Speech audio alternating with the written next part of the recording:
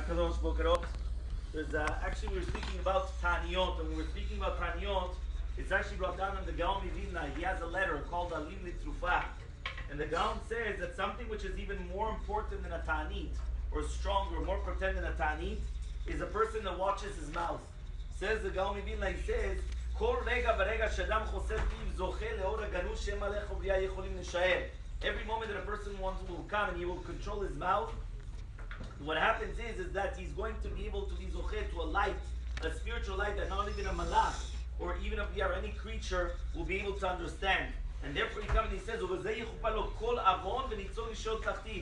this he's going to have an atonement and he will be safe from Geinam. So therefore it comes out that according to the Gaon Mivilna, stronger than what it is a Taanit is going to be if we control our mouths. The Shmirat HaLashon, the Chavetz Chaim, he adds on this that it says in the Sefer Rosh HaKiva that it is better to do a Taanit Dibur, which means Taanit Dibur is even better than a regular Taanit. Person might think, you know what, I'm going to fast today. He says much stronger than a fast is going to be a Taanit Dibur. Another thing which is very, very powerful, right, which is incredible, which is called the Taanit of the Ravad. What exactly is a Taanit Ravad? He says, this is brought down in the Sharet Teshuva of Rabbi Yonah. He says, in the Yisod Teshuva, he says, Hageder HaGadol HaMe'uleh Mifle Miniyat HaMa'achalot. He comes and he says, what is it? A person comes and he starts eating. And all of a sudden, in the middle of eating, he still wants to continue eating. But he says, you know what? I'm going to stop. Why?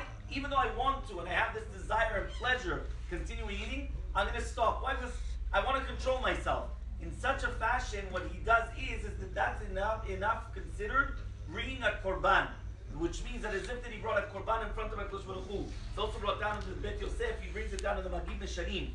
That he says when a person is going to come and he's going to control himself and he wants to eat and he stops. And if he does that in every single seudah, it's ki'ilu atam akriv korban bechol seudah, which means every single seudah that you have, you're bringing korbanot. That's what's brought down in the Rav Bet Yosef. The Pele Yoetz also says, "Vayoteto shafilu b'yamim she'ochel ya'aseh be'ofen shel ta'anit yechashev lo." And again, just like the Ra'avad. So you do see here that there's a concept of ta'anit of the Ra'avad. So therefore, today we just brought down three of them. Believe that it will continue on Sunday. But basically, there's going to be three different powerful weapons, even greater than a Taanit. Number one, controlling our mouths. When we want to say something, we're not going to say something. That is going to be the Gaon Mivilna. Number two, the Shmirat HaLashon coming and saying that if we're going to do Taanit Dibur. And then number three, the Taanit of the Ra'avad, which means that when we want to eat, and all of a sudden we control us that we're not going to eat, there's no problem about Tashchit or Bizuy Ochlim, because obviously we're doing it for a good reason, and therefore there's no problem that you're not going to eat it, and then we control ourselves and don't finish it.